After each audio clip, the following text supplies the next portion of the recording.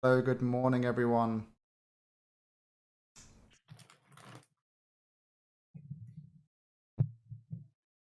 Live. Welcome to the fourth installment of SecuriTEA Crumpets, where we'll host security professionals each month to talk about different. Seeing as this is security, I'm drinking a nice breakfast tea to start my day. It's morning where you are. I hope you'll join me for an early morning caffeine intake, or maybe something stronger elsewhere. I'm delighted to introduce my fourth guest, Andrew Vanderstock. Andrew has 3 decades worth of experience in the IT space, working in various roles such as system admin, development, and being a CTO, and many years working and leading security functions. He is one of the project leaders for the OWASP Top 10 and the co-lead for the OWASP Applications Verification Standard. Andrew is also the executive director for the OWASP Foundation. Welcome, Andrew. Welcome to the stream. G'day, how are you?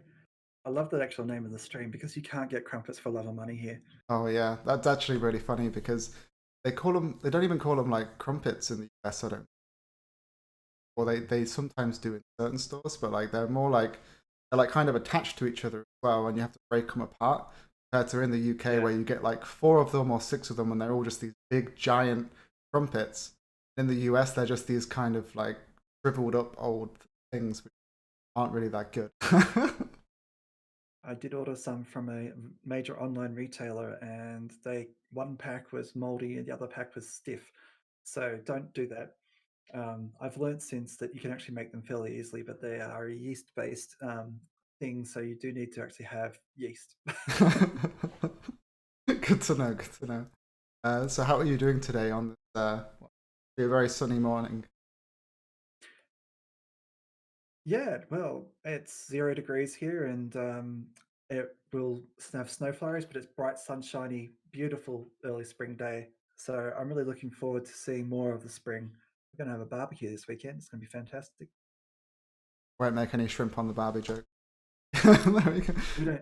That's actually not a thing in I Australia. know. People don't do that. I know. My sister lives in Perth, so I'm well aware of the action, but I still wanted to. Yeah. So, Andrew, we used to work together, and hmm I had a bunch of questions for you that I wanted to ask you work there, but I hmm think I could get you on the phone maybe like one for like maybe 5 minutes. I hmm feel like this is now a great opportunity. Some of those questions around like your roles, done and different things. That's kind of where I want to invest. That's cool. Yeah, sure. Where to start? I mean, I've had two different careers, really, three if you count the fact that going into management is very different to a technical side of things. Um, my first career was really, we'll talk about the academic stuff later, but I left university without getting a degree. We'll talk about that in a bit. But I started out as a system administrator, and I, eventually got a job as the system administrator for about a third of my state, Victoria, in Australia. They had healthcare networks, and so we had about a third of the state's people in our healthcare network.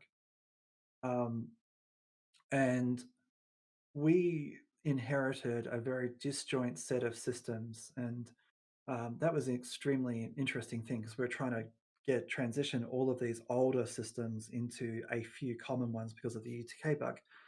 Um, and during that time, the internet became a thing, and so I was on the internet from university back in '89, '90. So you can search back then and see how ridiculous it is. Um, but the good thing is I don't have to hold the same positions I did when I was 18 or 19. So luckily, people can change. Um, but also, to a certain degree, that was an interesting thing because I was being on the internet with health and basically facing some of the early privacy issues of e-health records got me interested in security. So in around the 97 mark, I was approached at a wedding. Did I want to be a security consultant? So I was the president of Sage AU, which is the System Administrators Guild at that stage. I was having a really good time. Um, the transition from all of this brownfield stuff and people not having computers, not having email, doctors basically thinking that patients' records were theirs to sell and give away, and all these unethical things. So that got me interested in security, not from the point of view of control, but from the point of view of privacy. And it's a different path than many. And so that's been pretty much the focus of my career is I don't really care about stack traces. I care about your data being exposed. And as recent things have shown, that's the only way you can lose a lot of money, and I mean hundreds of millions of dollars or billions of dollars, is to lose people's data. Um, People don't care about stack traces, they just don't. So I don't care too much about the technical side of things. I know how to do them. Um, I ended up documenting many of them in the early developers guide at OWASP when it got going. But um, the fundamentals are that I really care about business logic. I really care about access control. So anyway, I took the actual job offer and almost immediately moved to Sydney. Spent 4 years in Sydney. Um, then I flew backwards and forwards between Melbourne and Sydney because I want to get back on with buying a house and stuff. I was in Sydney so often, I started the OWASP Sydney chapter. I could reliably say that I was going to be in Sydney, even though I didn't live there. But yeah, that was a good intro. I've always sort of been in smaller boutiques for the most part. One of the first ones that I was in was called eSecure, which is a relatively, is become part of a larger group now. But then BSec, again, that became part of Deloitte. Sorry, not Deloitte. Yeah, no, Deloitte Aspect became part of EY. So, we built these places up and really created the Australian InfoSec scene. And then obviously moved to America, joined Aspect, moved back after the great financial crisis, spent about a decade back in Australia, then moved to America. So a lot of things going on, but yeah. And now my third career is looking after a not-for-profit, and it's a dream job. It really is. Wow, that's a significant amount of things that that's absolutely phenomenal. And it's really interesting because, like, hey, when you bug bounty, that's primarily like looking at, so it's not Mm. really like architect. Obviously, there are things data, Mm-hmm. and yeah, that's just really interesting way that not many people are like focusing on the or the design side. Obviously, the development, there are security teams, architect. Mm-hmm. When people first get into the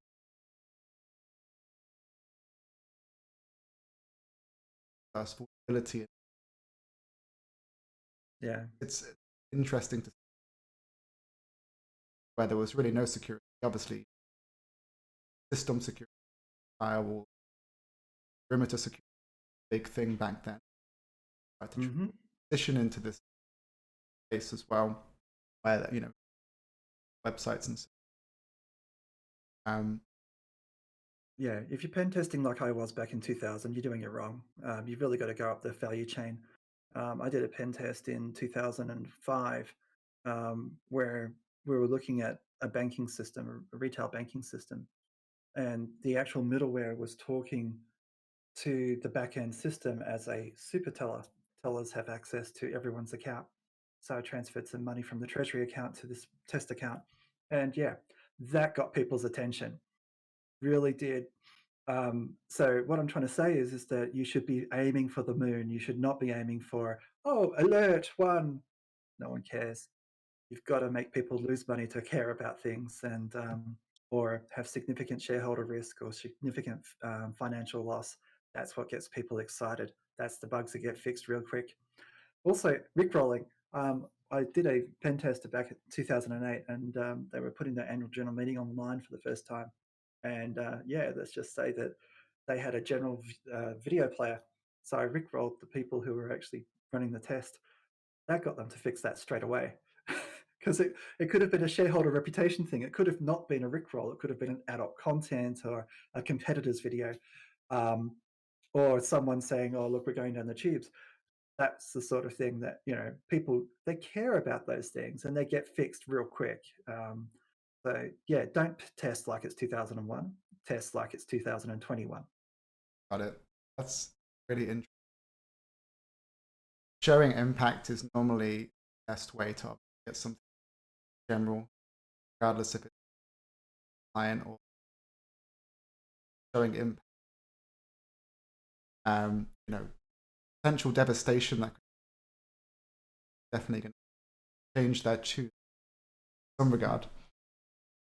Absolutely. So I have. Oh, yeah, so I'm going to over. So sorry, you can't see it, but I'm just. You might know this, but the stream probably does not. So, you in 2014? I kind of wanted to just jump into this because kind of talking about don't pen test like I did back then. Do 21. You wrote on your Grebo.net, which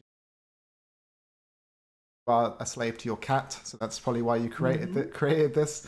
And we can talk about your cats if you want after this particular segment. But you wrote basically a post saying, looking back at 2009 and prediction, and you're saying things like developer education is woeful, agile security is woeful, security are still woeful, penetration testing still. And that's kind of just what we were just talking about. And can you go into like more like where your thought process was back then, and like how does that kind of still sit now in 2021? Yeah, so back then, I'd applied 3 years in a row to talk about application security, and I'm talking new stuff that hadn't been seen before, at the major conferences, and was rejected by all of them. And when I went through and I counted the number of talks on application security, it was 4 out of 216 or something. It was a ridiculously low number. And the rest of it was all about buffer overflows, things that were already solved at that point. Yes, it was exciting to discover a new buffer overflow or a new ROP mechanism or whatever, but they were the dying days of old tech. And I really needed people to start concentrating on things like race conditions and TOC2 attacks and things like that. I really need people to start thinking about how do we actually get developers directly involved, because what I was seeing was, and it's still a problem today, is that security teams sit to the side of the development process, and that's just wrong. It's been wrong since day one. There's a famous book called The Mythical Man Month by Fred Brooks, and it describes a desk checking thing. And so the version, I believe, let me just see what version my copy is.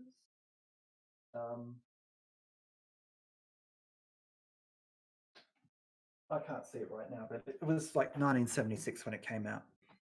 That's an interesting year, by the way. I'll talk to you about the OWASP top 10 and where the genesis of that came from. But he talked about desk checking, and ever since then, security testing has been done like you are sitting to the side, you're testing someone else's documentation, their interfaces, and whatnot like that. And if it doesn't have any defects, then it's passed. That's a very, very, very old-fashioned way of doing things. Really, really old-fashioned. And so what I would suggest is every security person should be learning how to test the code that they're actually working on. Buy books on testing, learn how to code properly. Because if you can actually write tests that do what you know up here, and they can do it every single build, you have actually demonstrated tremendous value. You now move on to the things that are actually difficult for testing to do, like business logic flows, threat modeling, architecture issues, privacy, the high value things that truly matter.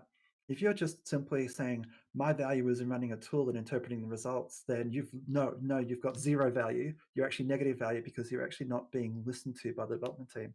Because you might rate something as medium or high risk. The development team's got half a dozen features they need to get out tomorrow. Your changes aren't getting in for months.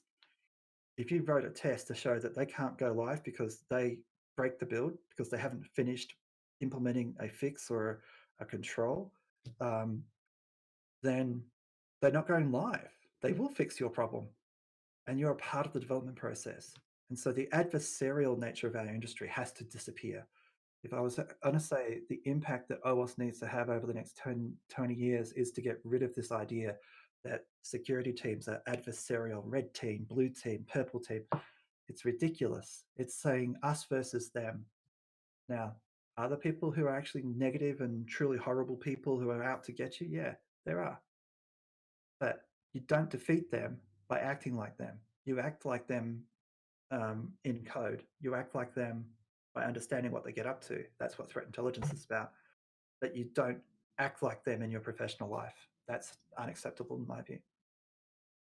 Got it. That's a very strong take, but I obviously resonate with that quite well. Before I even begin like any type of assessment or work with a new language, I need to understand how it works before I can say, oh, I feel confident that I've actually assessed something.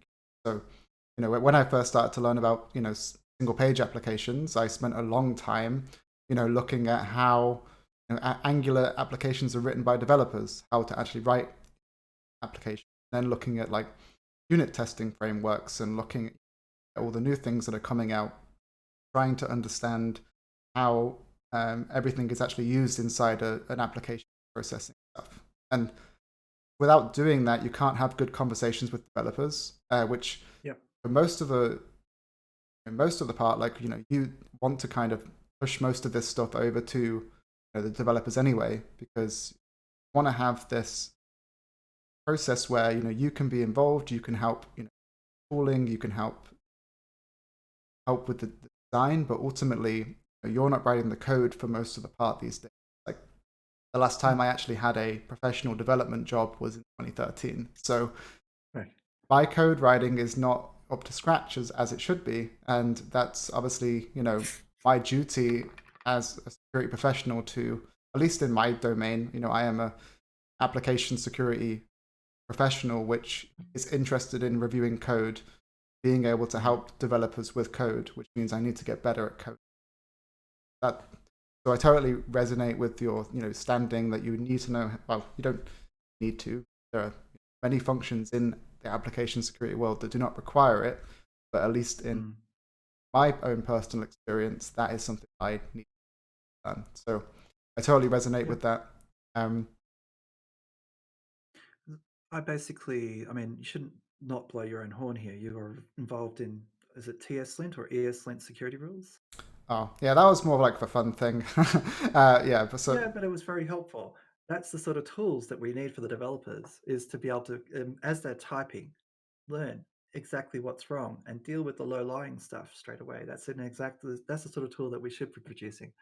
But yeah, no, I mean, at the end of the day, I I think we've got a comment or a little question a little later on about how do you maintain your technical skills? Well, I during most of my career, I looked after a forum on PHP.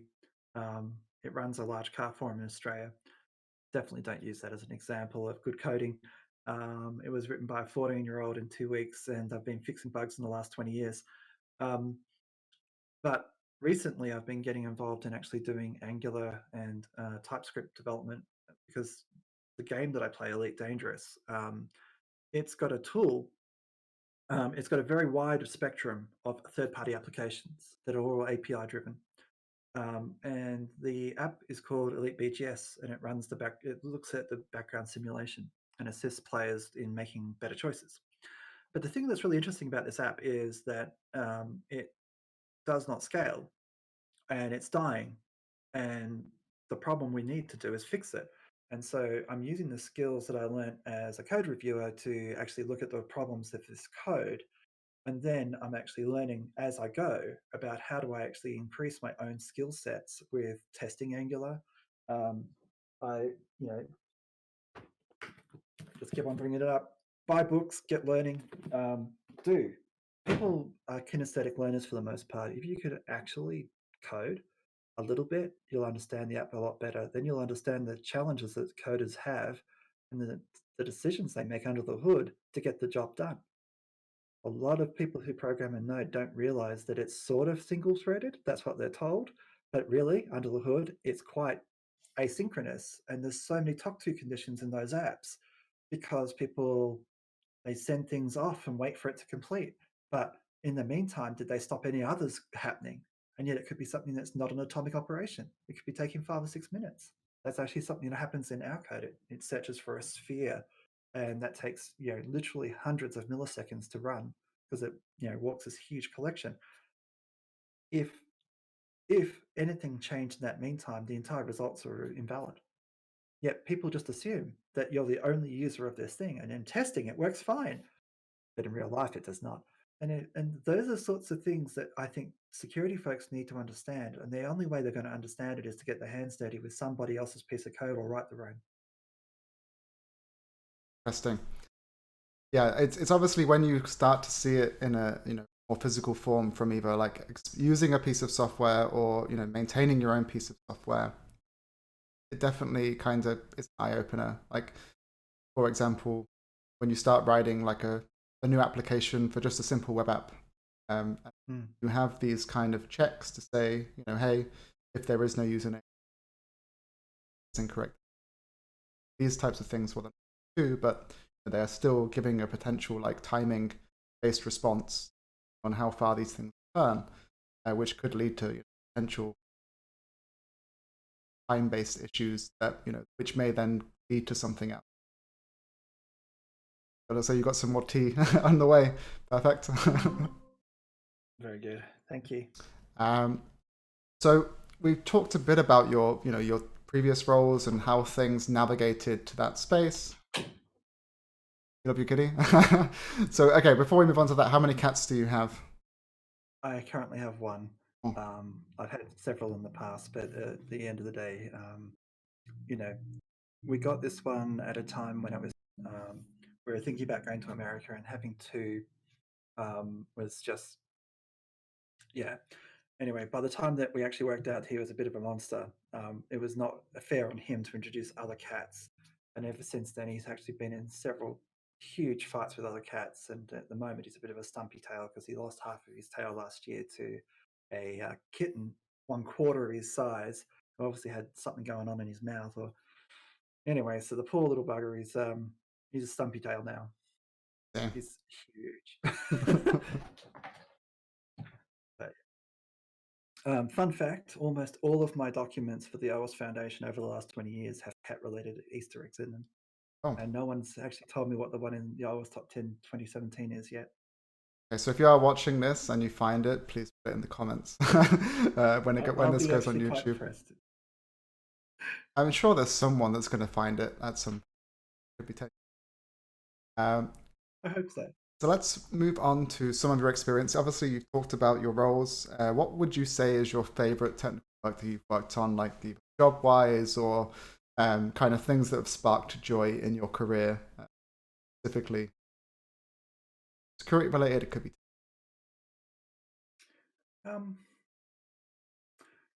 Honestly, in terms of like early sort of wins, like for me, technically, I would have to say the work that I did at eSecure and BSec. eSecure because I learnt the trade, and BSec because I had a senior technical role as chief technologist, helping set the direction of the company. Because at the time, they were doing firewalls and risk reviews and configuration reviews, and I said, the future is application security, and that was the correct bet. And so that was good. We grew the company tremendously because of it. It's also the time that I discovered OWASP. So I think those are the times that I think I had the most growth in my career. But other times, I'm not going to say that all my jobs are my favorite jobs, because that's not true. There were certainly jobs that I was unhappy in. But at the end of the day, basically, I would say that going to KPMG and learning the business side of things, that was an essential element of where I am today. I think without that background of the risk and just a sensible, mature approach to like dealing with customers and making sure that the things that you were doing were actually important. We did a lot of really interesting work for when I was at KPMG, and I obviously can't really talk about much of it, but um, you know, one of my favorite customers there was the government department, and we made a huge impact in protecting lots of people, not just a small number of people, but a lot of people of the private data. And I was really proud of the work that we did there. Was it exciting? No. Was it important? Yes. And that's one of the things. I mean, you've got to take all of these things together as being a learning experience, and learn something new every day if you can. Got it. So my next question was going to be, and I think you probably already answered this now, is like, you were in very technical roles and then you moved to senior management type roles. Would you say it was hard for you to kind of start to give up some of those things that you do, like from a technical sense, your day job specifically? And what Yeah. did that look like? Well, at Synopsys, my role in the first year was more or less um, I was the go-to person for code reviews and things like that. And then as a senior principal consultant, the role was essentially to mentor the folks on the West Coast, and there weren't that many of them. And as it turned out, I was basically busy doing customer engagements all the time. So that really wasn't much different to what I was doing before. But then I got promoted to being the head of managed services, where I had 300 people, roughly, all over the world working on hundreds of pen tests. That was interesting because my management style is best described as benign neglect. I expect people to work like I do. Um, I expect them to have, if I ask them to do something, to get it done. I will check up on them from time to time, but you often get disappointed that things don't necessarily get done. Um, it's certainly different. If you think about group assignments at university, that can be best described as managing that many people. Um, I didn't directly manage them from a HR point of view. It was a very different sort of an environment. Um, my goal was to bring up the quality of testing and make sure that if we did a test somewhere, it was done the same way somewhere else. That was very important to me because we had clients that would expect wherever we did the test, we would have a certain level of quality. And with so many people, so many different experiences, I needed to put in mechanisms to ensure that that quality was being upheld, and that was very interesting. It was a very interesting role. Um, it was challenging at times. You know, I won't go into too much about what happened there, but at the end of the day, um,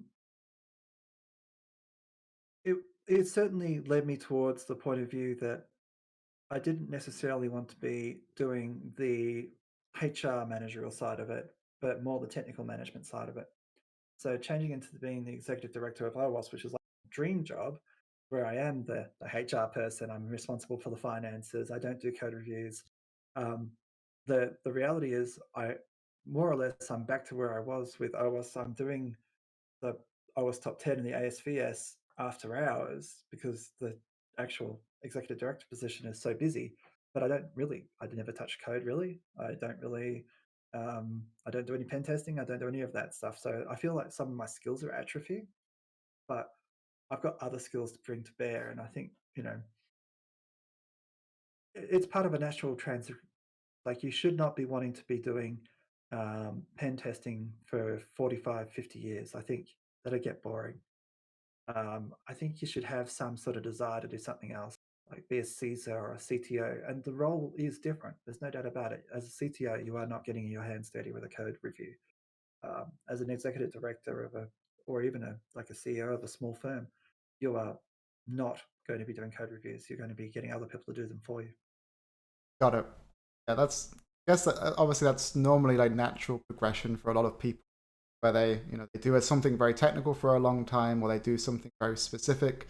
They start navigating to more of a senior leadership because they already have seen the pain points for a long time and are able to kind of distill that down in other areas and kind of define roadmaps because you've already understood the problem for such a time, which I think is very interesting. Um, Yeah. I mean, at the end of the day, you've got to be able to determine what is the path you want to take. Because if you're just fighting fires all the time, you're not really making a concerted effort to address the actual issue. You're just going to have it again and again and again. It's one of the things I've been doing at OWASP is to try to fix the underlying systemic issue, which is that we had policies, but no one was following them. So the only way for people to follow policies is general consensus. Policies are worth following. And some of my predecessors went into that. They were definitely trying to tell the community how they were to be run, and that isn't the way OWASP works. You have to understand the people that you work with and get them to come around. Take them on the journey is what I'm trying to say. I mean, I always try these days to kind of, if there's anything that I learn, I don't want people to go through the same fighting fires per se. I want to be able to like build material that people can use or give them information that is basically, these are the problem areas, these are the things you're going to struggle with, and here are some solutions you might be able to follow to be able to achieve better success than I did at the beginning. Mm. Obviously very interesting. Uh, so I have just one question for you around this, and then we'll move on a little bit. So if you had some advice that you could give to some of the listeners today, what would it be around someone who is new to security or is new to security or is thinking about getting into security? Like, you have decades and decades of experience. What would be like maybe like three of the points you would probably try and give, like distill some wisdom into like fresh faces into the world of security?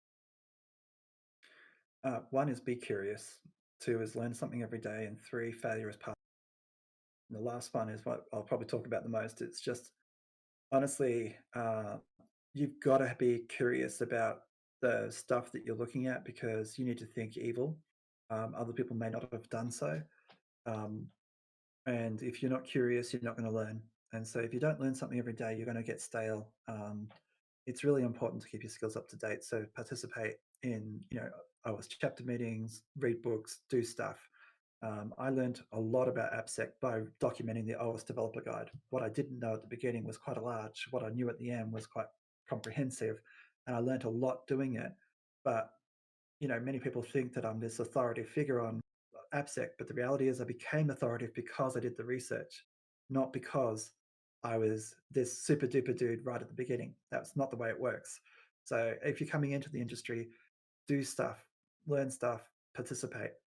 You can't just, it's not an industry where you can, do 3 years of uni and that's the last time you ever learn anything. That's not the way it works. But lastly, everybody in security makes mistakes and you've got to learn from them. Try not to make them again. But if you haven't brought someone's system down, you haven't destroyed data, if you haven't upset a customer or if you haven't ever, suggested something that just didn't work and got, it bypassed easily the next time, say you're playing whack-a-mole, take it on the chin, learn from it, really try to work out how you could improve. Our industry is full of failure, and without failure, we wouldn't have an industry. So please embrace it, learn from it. I think on that point, it's okay to fail because like, obviously, as long as you take it as a small victory or a small defeat and turn into a victory in the future, that is definitely the way I would see most of my things. I have definitely given some advice that was a very finicky solution, and after like then learning like that actually wasn't the real solution, it allowed me to then get more technical, understand better, and be able to give better advice. So I totally resonate with those points. Be curious, do what you can to get involved with different things. Try many different things. Looking for one type of bug may not turn you into a web expert. Trying to like learn many things at some point. So yeah, it's very Absolutely. yeah. So I want to ask. So Oh, sorry. Go ahead. to give you an example, I once recommend to a customer OS ES APIs in coding classes. They had a old piece of code. They started bringing it in, and all of a sudden, nothing worked. Everything started needing SAPI includes everywhere. I sat with them for 3 days before I admitted defeat that it wasn't the right solution.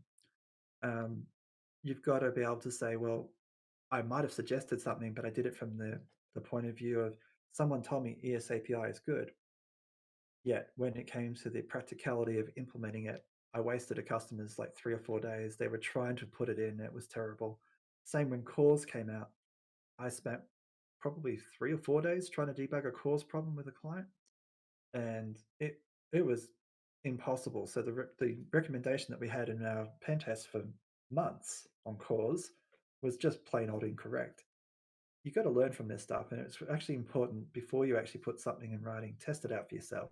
Um, but at the same time, it was good to be able to sit down with developers and actually see their struggles. It actually gives you a sense of hubris.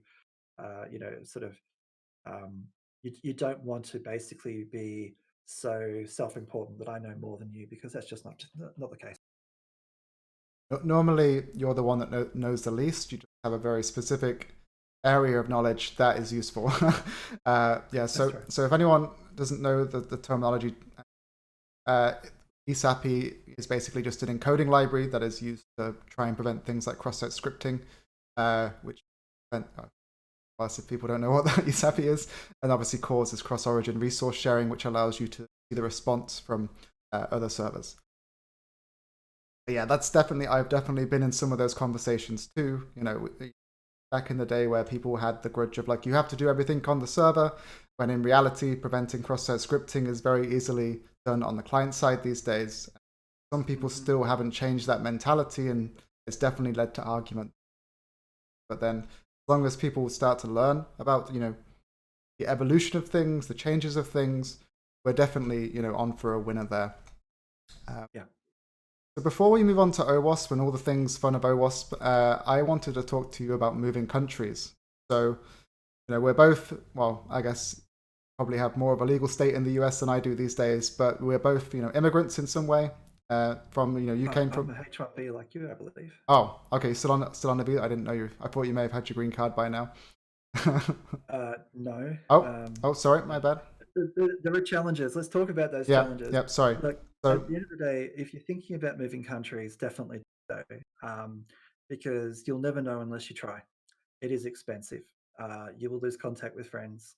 There is definitely a social element to it. So if you've got elderly parents like I do think about the impact on other people as well. But if you go for senior management positions, you're probably going to be moving, um, or cities at the least. Um, the grass is not always greener. Is probably the thing I'll probably say. Um, there are some places that you might just feel really connected with. Like I really feel connected with, but I don't think I could ever live there. Um, but for me, I fell in love with America when I was a kid, and I've always wanted to work here. And so when I had opportunities to, because you can only go so far in certain countries, and you need that experience to go and become like the CISO of a major bank or whatever like that. Um, I would certainly suggest go in with your eyes wide open. It's not perfect. It is hugely. It's not an easy thing to do. It's not like Europe where you can just sort of move.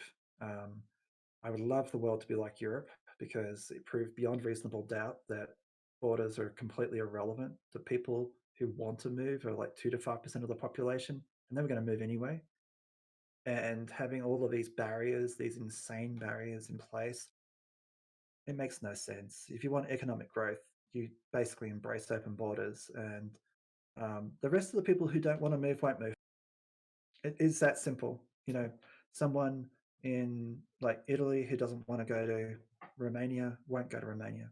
It is that simple, really is. And you know, some of the opportunities are available in your own countries as well. But if you do want to do it, do it. I would heartily recommend it. It opens your so much to the rest of the world. It gives you a greater vision as to the sorts of positions that are available to you. You can lead very large organizations that are truly global when you have that global perspective. got it. Yeah, I mean, I obviously, mean, from your perspective, what happened when you moved from? it was definitely a bit of a culture shock. Like obviously, living in the UK for so long, it was very interesting to kind of experience.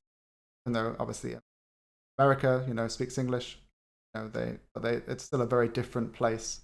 Mhm. Changing into a new culture is definitely different. Working with new peers in working with new peers who have different work ethics. For example, like in the UK, you get 25 days of holiday, Mhm. or a vacation in the US, and in the US, it's the mentality is different. I've been very lucky with my current employer that they upheld my 25 days, but there are definitely some companies that I've spoken to that have moved here where they lose like 10 days, or sometimes they only have like 4 days of holiday that year, Yeah. like the quote unquote how most companies have unlimited PTO, for example. So yeah, Mm. that's definitely I think for me, like, being able to work in California has been very beneficial for my career. Because one, it's allowed me to meet many, smart people that I may have not, met. Obviously, like a lot of smart people in London too that I, did meet and still I'm friends with today. But I feel like, getting exposed to different cultures is very interesting. Being able to go to the beach rather than flying, being able to go to the beach where it's actually sunny and also go and ski if you want to in the same day is very appealing, even though I don't really leave the house these days, pre-COVID. Yeah, it's I think just understanding like the potential, money is a big issue for some people. When you move to the US, make sure that you actually get a credit card or a line of credit as soon as possible, because don't do what I did and cancel your UK credit cards before moving to the country. It's a very bad idea. Nope. Wish someone would have told me not to do that. But yeah, having, making sure that you're financially ready to move is a very important part, and making sure that, are open to change, because you definitely have to change your work ethic a little bit when you get integrated into a new culture, regardless if it's America or Amsterdam or anywhere in the world. So like those are my kind of core things I thought about. But I'm very happy that I moved. It opened up my eyes to many things, so I would recommend it as well. Yeah. I mean, I'm basically I'm with you on the annual leave thing. OWASP actually has unlimited paid time because it stops us accruing folks who don't take leave. That becomes a significant issue. Like we have to keep money aside for that. Whereas PTO, I just keep an eye on it, and if people take excessive days off, which I define as a certain number of days, it's around 30. Then we start having a conversation, because they're probably going to be failing to do their job by having so much time off. I'm much more interested in getting the job done than how often you turn up to work. But yeah, the Puritan work ethic here is different. I certainly suggest if you are from a European background, it can be quite the culture shock. But from an Australian background, where it's that halfway point between Europe and America, it wasn't that much different. But yeah, I think probably the main one is absolutely, as I said, it's costly to move, and make sure you get a relocation package that covers all the costs. You don't want to see a bill. Um, Often you'll get offered a certain amount of dollars to move, and then you'll find that you, you don't want to be basically funding your own relocation. Let's put it that way. 100%. And also your retirement. You've got to work out soon, particularly at my stage of life, whether or not you're going to stay in the country. And whilst we're up in the air, waiting for green card process to proceed, that we can't move forward on that. And that's actually really distressing, because I can't contribute properly to my retirement. And my retirement in Australia is not progressing in the way it would if I was able to contribute to it in the same way that I can now. It does put you behind. And unfortunately, again, because of policies of certain administrations, I really do feel sorry for our Chinese and Indian colleagues who can wait 20 years for a green card determination. I have obviously quite a few colleagues that have expressed that pain. It's very sad to see. My process is definitely a lot more privileged than a lot of others. Definitely a shame in some many regards. But yeah, no, I definitely many problems. Yeah, and obviously not every country's like that. So understand the country you're moving to, and then so you can move on with your life. If you just want to try it out for a little while, that's a different aspect. You know that you're not going to be staying. You can get the taste of living in a country and then go back home. Obviously, that's a halfway point, but at this point, we're all in. We want to get a green card. We want to stay here, and I want to retire here. So we'll see how we go. There appears to be a bit of issues on the stream. There's I think the microphone's cutting out a little bit, but Mine or yours? I think both. But we'll just continue, and it is what it is. Okay, so let's move on to OWASP real quick. But not real quick. This is probably going to take a while. So you've been involved with OWASP for a very long time. Could you tell me more about how you got involved with OWASP? Let me just get Alexa to turn off yet again. She loves turning on. That's like the second time I've turned her down. Okay, so back in 2000, like 1999, I was working for a large Australian bank. And back then we called it mobile code because the application was literally going to be running on mobile phones, like through WAP and stuff like that. And it was a different experience. So I had to come up with controls because there were none.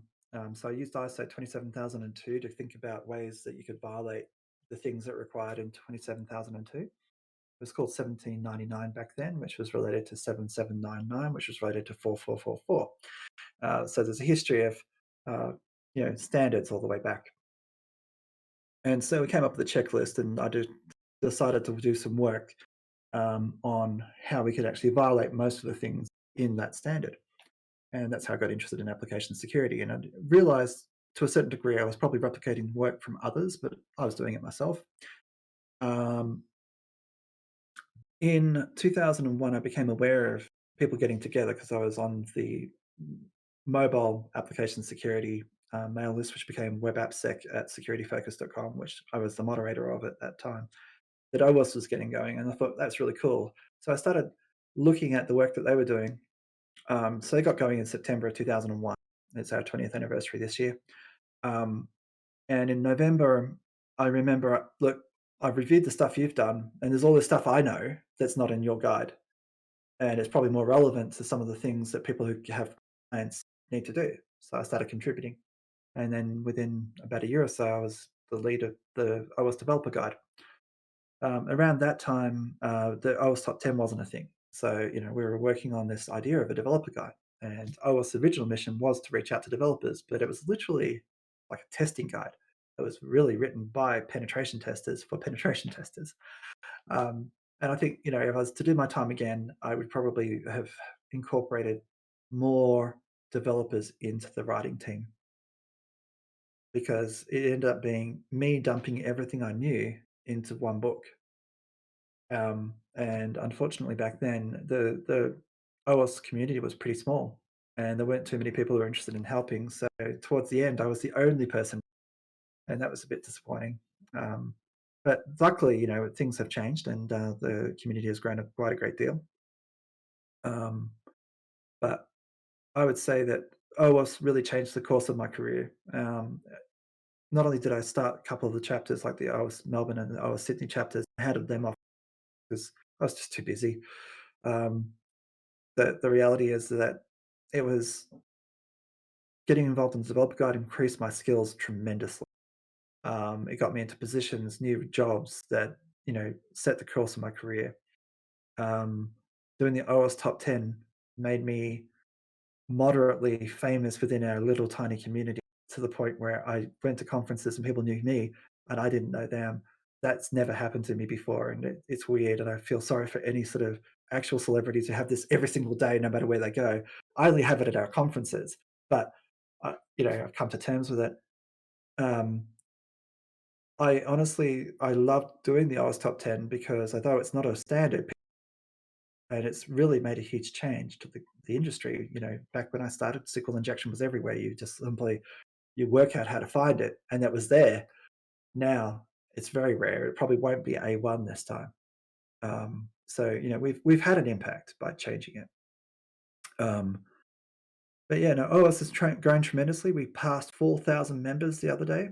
That was the first time in our history we've ever done so. Very cool. And so, financial members is an interesting thing for an organization that doesn't require membership to do anything. So that is a tremendous achievement. I knew changing my filter on my... a little bit dicey. Okay, that should be good. I'm trying to fix... I think I made too many changes on my OBS to get this to work. But yeah, so I think it's good now. Okay, so that's 4,000...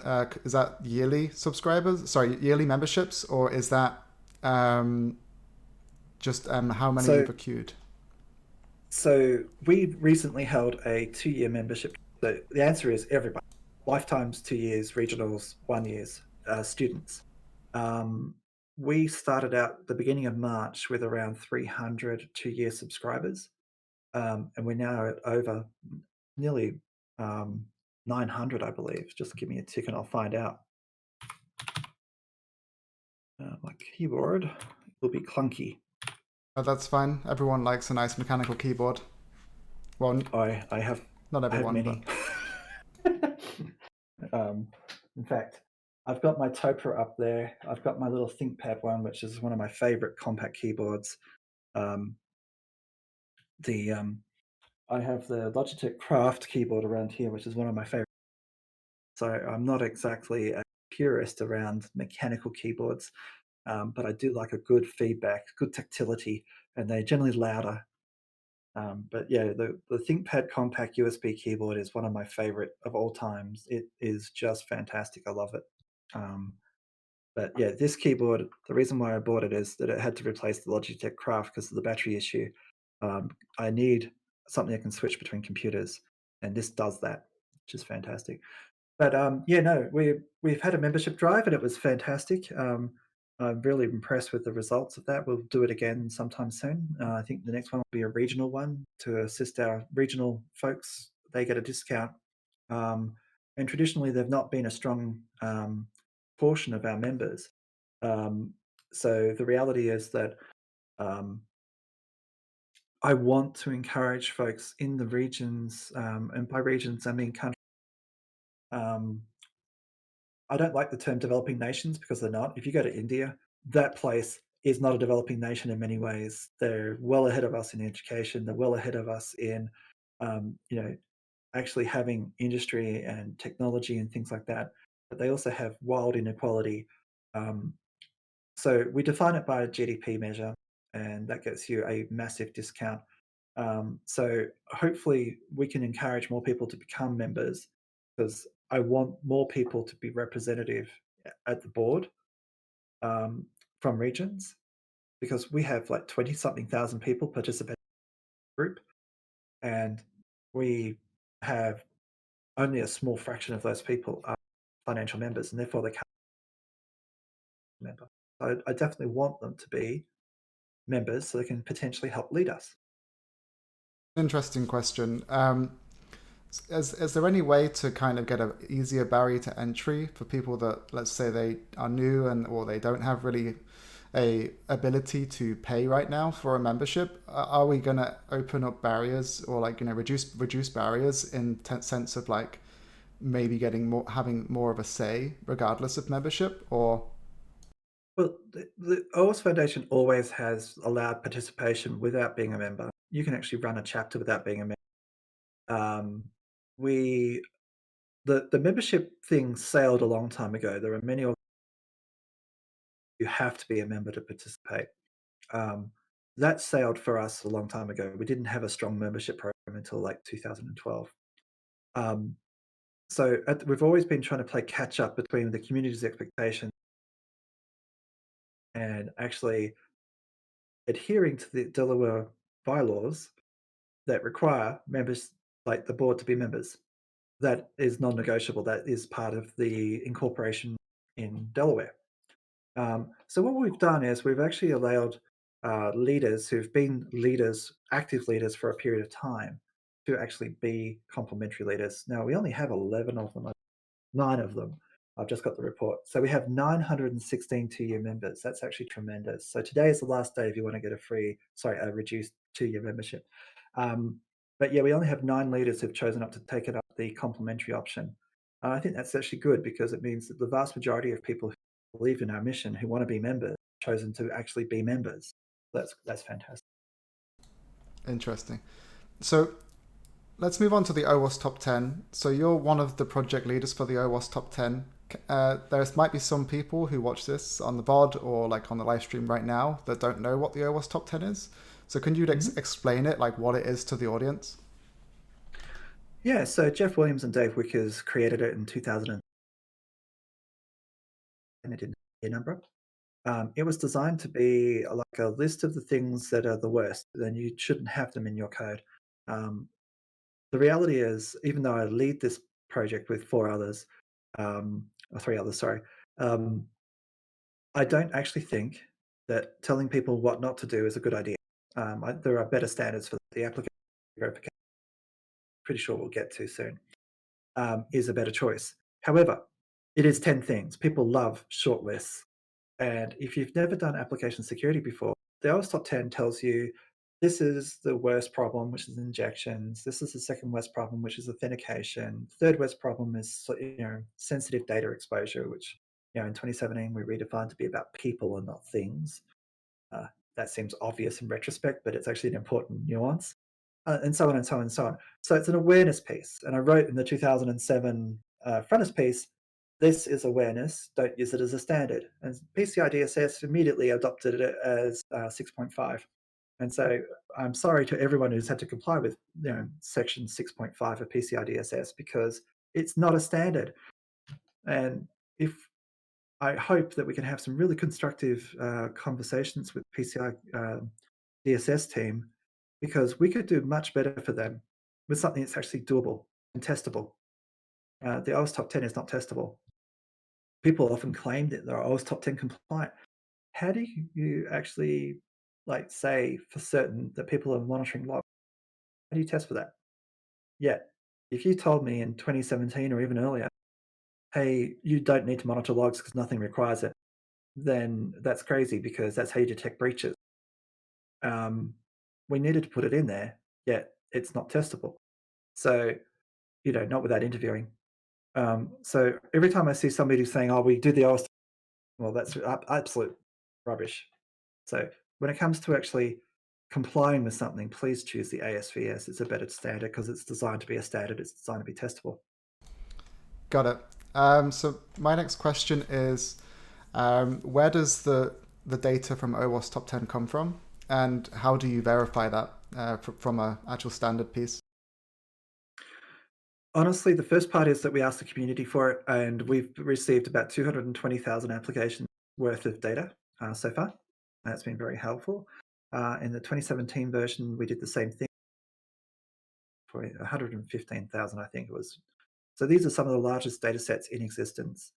The way we verify this is that if it agrees with each other generally, we think it's good. So it's statistical analysis. So data science is a big deal. We need to be able to compare massive results from people who provide us hundreds of thousands of records to people who give us, the results of 30 or 40 pen tests. Yeah, the latter is extraordinarily high quality. The previous is statistically significant, but how do we make sure that both don't drown each other out? So this is actually some part of the normalization process. And that can be a little bit controversial. So we want to make sure the data is available. You can participate in the analysis, but also replicate our findings. It's really important that, science is replicable. If you got the same amount of records, you should get similar results. If you analyze the data, you get the same. Got it. That makes sense. Now, the next question would be, the OWASP top 10 used to release every 3 years, and has that method changed to when it's done? Right, because obviously it doesn't release every 3 years these days. Yep. So it's been 4 years since 2017, and the reason why we did try for last year, honestly, we did, but with COVID, we just weren't getting the sufficient data. It was really hard in the beginning of COVID when we needed people to submit data to get data, and we made a decision around July or August last year that we just didn't have enough data to actually make any real suppositions.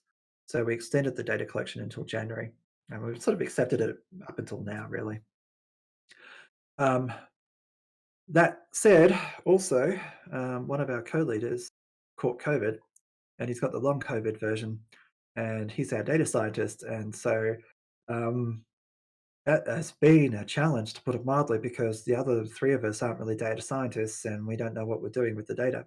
We can put it in Excel and hope, but we really need people who know what they're doing, and that slowed us down a bit as well. So we're actually making a decision at the moment whether or not we try to get it done by June, which may or may not happen, or we release in September as part of the 20th anniversary celebrations. But yeah, the period should be 3 to 4 years. Standards should not change often.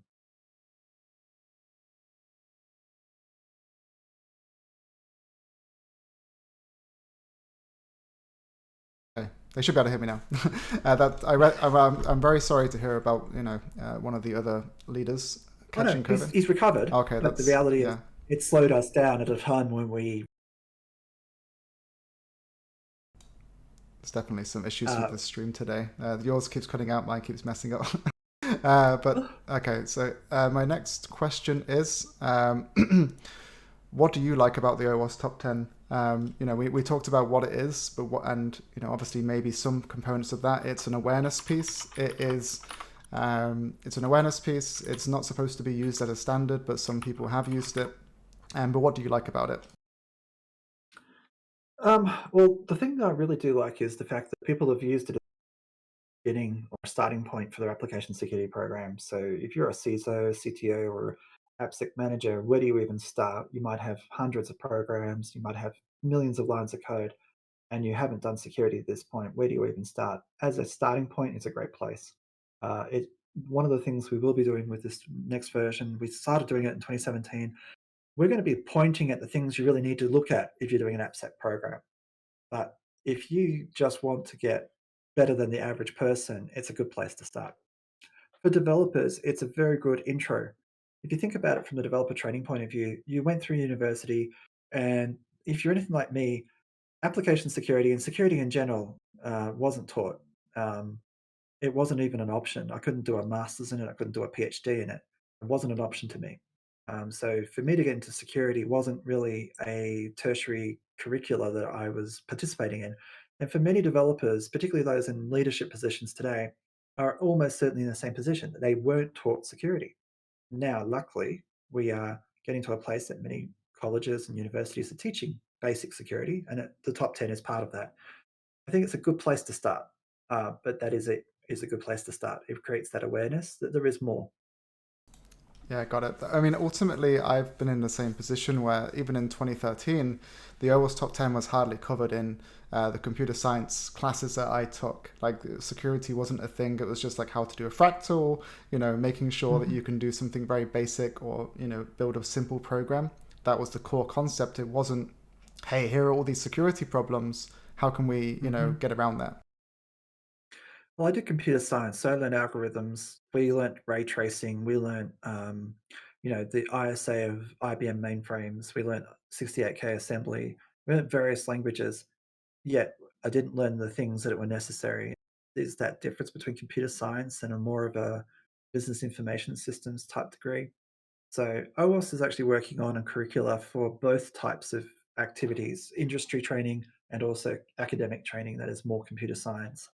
I think our industry has suffered from the lack of basic research. And what I mean by basic research is researchers who go into a question without understanding if there is going to be an answer and what is the most effective answer. What is it saying? Like a lot of the things about SQL injection, for example, if we had basic researchers back in the day, instead of working the best way of filtering, we would have come up with ORMs or a better alternative. I think we could have shortcut the fixing of SQL injection a lot earlier. So we need both. I'd certainly hope that you shouldn't be allowed to be an engineer without like a civil engineer, mechanical load and environmental concerns like high winds and rain and loads in general. In the same way that if you're a practicing coder, you should not be allowed to graduate without a basic understanding of the security implications of the code you write. Completely agree with that. There's definitely times where I think when I was teaching at the university in the UK, I didn't obviously do programming lessons, but then it was kind of the same thing too. Like, people learning just how to do pen testing and how to use Kali Linux, for example, probably need to also understand like how the vulnerabilities occur and actually are introduced by actually writing code. So I think it kind of works both ways in the realm of like just doing a hacking degree. Sometimes the programming modules are actually electives. You don't have to do them, which, is kind of crazy in the same sense that like most degrees now, I know obviously there's some which are way ahead of the curve, but some of the degrees today, they're in the position where they have security programming modules which are electives. You don't have to do them, they're optional, whereas they should be in the foundational things. But I do understand there's the edge case of like, well, to learn programming, you have to be like fully invested to learn like these like the computer science aspects of it, etc., which obviously then may take time away from being able to encompass security, but at the same time, they need to obviously learn it. So it's a very difficult thing. Yeah, I mean, there was a 1979 paper. It was probably researched in the 78 that went into how fast it was to crack passwords that were like the plain text, so the ciphertext was available to the people cracking. They did the basic research on how long it took to crack a password. What they didn't follow up with was how to prevent that. And so that was the genesis of 30 days. And if we'd had proper researchers, and I'm not saying the people certainly were, they developed the C language and the Unix operating system. But what I am saying is if they'd done the next part, which was rotation does not work, you know, what does? That would have been a very interesting follow-on paper. And I think, that's part of that curiosity that we really need is, yeah, we've identified a big problem. We've suggested a solution that they even wrote in the paper it doesn't work. Yet that's what got into standards. And, we've been stuck with it ever since. Oh, how things always get left to what they are. So the one last thing I want to ask about OWASP is, we have the ASVS, which obviously is Mhm. a actual standard. Can you talk about what the ASVS is real quick? And then I have a follow-up Sure. question from there. Okay, so the ASVS is literally a standard. It is literally um, so the the thing about the ASVS is we designed like Jeff Williams and Mike Boberski were the folks who came up with it. So Jeff Williams is a big part of the early OWASP years, and total props to him for the work that he did. He had a huge foresight. Um, the reality is that the ASVS was always designed to be that 80-20 thing where you to include the 20% of the things that got you 80% of the way there. Over time, it's become the 80%, 80%. So it's got a lot of things in there, but it's still missing some things. But it's designed to be testable, and it was designed to be used for code reviews, architecture reviews, and like unit testing and integration testing. And you can use it for penetration testing. You can use it for a wide variety of things. You can actually use it as secure coding. Turn it around a little bit. You can actually turn it into a coding standard as well. It's not designed like that straight away. You'll do need to turn it into the positive statement of what it is, but it can be used in that way. Because of that, it is literally every single item in it is designed to be a single thing, unlike the OWASP top 10. The OWASP top 10, the A1 contains LDAP injection, SQL injection, HTML injection, JavaScript injection. No, it's like the CWE top 43. We don't want that in the ASVS. If you're dealing with one thing, you deal with one thing. So, like, 2.11, do not allow password complexity or whatever the case may be. So that's an easy test, very easy test. And you can pass that straight away. You can actually demonstrate that if in a, like, for example, one of them actually says that users should be able to change their password. You can test for that. Where is the function that tests for that? And you can pass it straight away. As soon as you can change the user's password, that is straightforward to test. And that's all it talks about in that one thing. So it's designed to be a standard, and that's exactly what we want. Got it. And my next question was, it's very critical that if people are following like the ASVS, they want to make sure that information is correct. How do you ensure, like, how does the project ensure that that information is relevant for things like, output encoding and as you just talked about, best practices for passwords? So how do you actually like, make sure that the information that's going into the ASVS is actually, valid and correct and obviously, judged? Yeah, we definitely need to do a filter. We're going to do a So what we need to do is we are actually thinking about including a thing called the common requirements enumeration, which is a mapping between all of the different standards. But then we need to actually see whether or not anybody got impacted by that. For example, it asks you to clear memory. Now, it's a national security concern. We don't have the data for it. But is it important for the average application? If it is not, then maybe we leave it to a level that is for these types of apps over here. Um, but fundamentally, I think we do need to do a filter of did anyone get hacked like that? And that information is really hard to come by. So we need the community's help to actually identify those things that are not that important. Got it. And then obviously, not if someone hasn't seen the ASVS before, there's like a concept of levels. Can you talk about the Yes. levels? So level one is something that every app, whether it's a game or whether it's an FPOS device or whatever, needs to have. It's designed to have fewer items. Um, the reality is that level one, every app should comply with. We've only got about 100, which sounds like a lot, but the idea is that once you've designed some of these things out, it might only be about 40 or 50. We need to simplify that further. Level two is if you're doing financial, health, or basic apps that most people rely upon that need to have integrity. So again, the balance at the beginning and end of the transaction makes sense. You need to do level two. There's a lot of controls there, more than 200, I think. That's difficult. Most people will struggle to get to level two, and we do need to do a filter through there to see what's really important. And level three is for apps that can kill you. So command and control systems in missile boats, health systems like, for example, a respirator that keeps people alive. You need to do level three. No questions about it. If the app can kill you or it runs the world's economy, I don't know anyone who's ever succeeded at doing a level three review. And that concerns me because if you can't comply with it, is it actually a valid standard? Maybe we should get rid of level three. Maybe we should incorporate, like, do that filter. I don't know. I mean, at the end of the day, a really basic level zero through level two, and then do a filter to get rid of some of these more insane few people need to do. Um, is the ASVS's original thing of the 20 things, 20% of things you need to do to get 80% of the way there. We've lost sight of that, I think, in version 4. There's just so many items in it, but there's nothing like it. So do we keep it like it is? Do we actually do the 80/20 principle with a level zero? I don't know. It's interesting. I'd love to hear the community's feedback on it.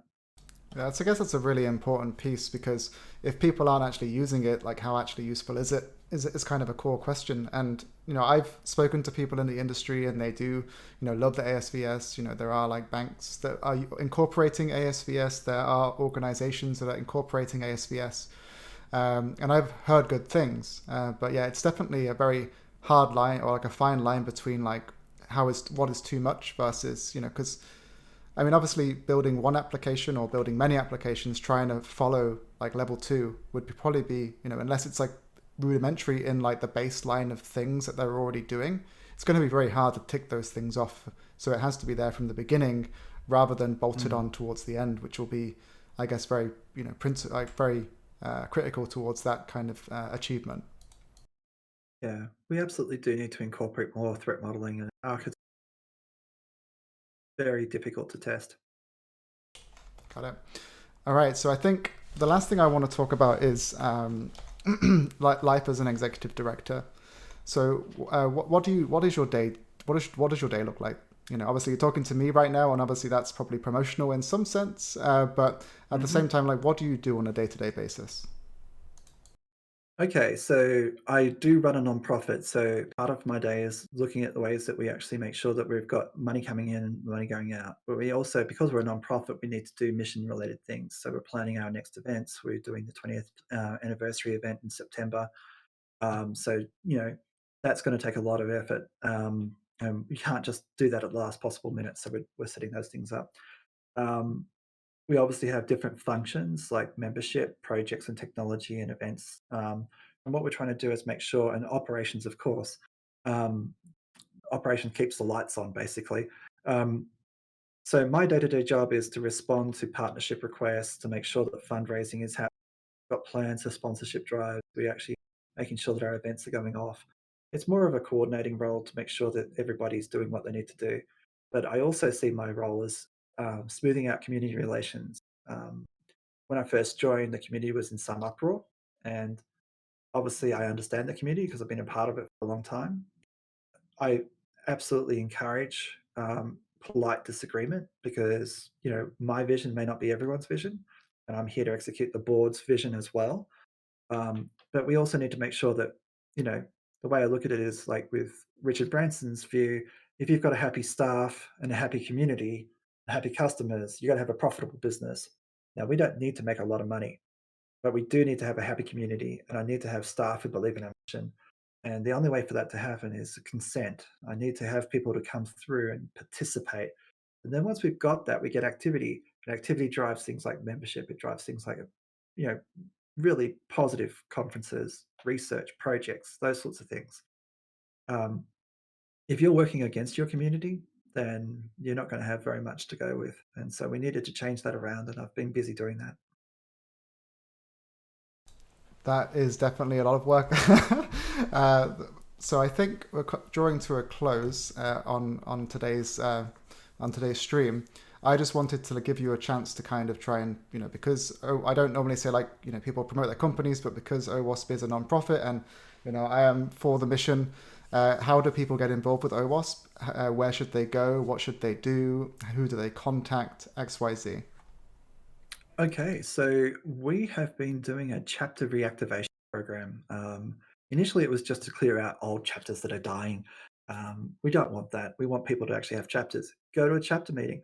So go to the chapters, find a chapter. You'll be surprised at the amount of activity we have at the moment. There's not hundreds, but certainly tens of meetings you can attend just in the next 2 weeks. Because it's all virtual, you can go. My last meeting I went to was the London chapter meeting. It was fantastic. I actually found one of our next keynote speakers through watching the OWASP London chapter. So do attend our chapter meetings. We have the 20th anniversary event coming up in September. If you're interested in speaking at that, we have a call for speakers at the moment open. If you're obviously interested in sponsoring us, please do. It's going to be a huge event. We're looking for many, many people to attend. Obviously, we're getting back to normal. So next year, we're holding a conference in Dublin in June and in San Francisco in October. Those hopefully will stick. But yeah, no, you get involved. We got heaps of projects as well. If you've got an itch, you want to get involved and learn how to code or help a project, there's heaps of projects at the moment that need assistance, including the OWASP Top 10. The OWASP Top 10, we need help writing, designing, and doing data analysis. So if you've got an interest in any of those things, come by. We've got plenty of coding projects that need a little assistance to get over the hill. The OWASP Benchmark project, for example, is an amazing project, but it needs help. Come and donate your time. It's fantastic. Google Careers. You'll learn a lot, and I think you'll improve tremendously like I did. Well, thank you, Andrew. I tried to show the OWASP.org website, but then I got blocked for being a potential bot, so I couldn't show it on the stream. But yeah, please check out OWASP.org, and obviously, feel free to reach out to the community. Twitter. Thank you, everyone who was watching the stream today. I'm going to show a quick video, and we're going to close out the stream. So I do appreciate you being here. Thank you, Andrew. Thank you very much, and we will see you all next time. No worries. Thank you.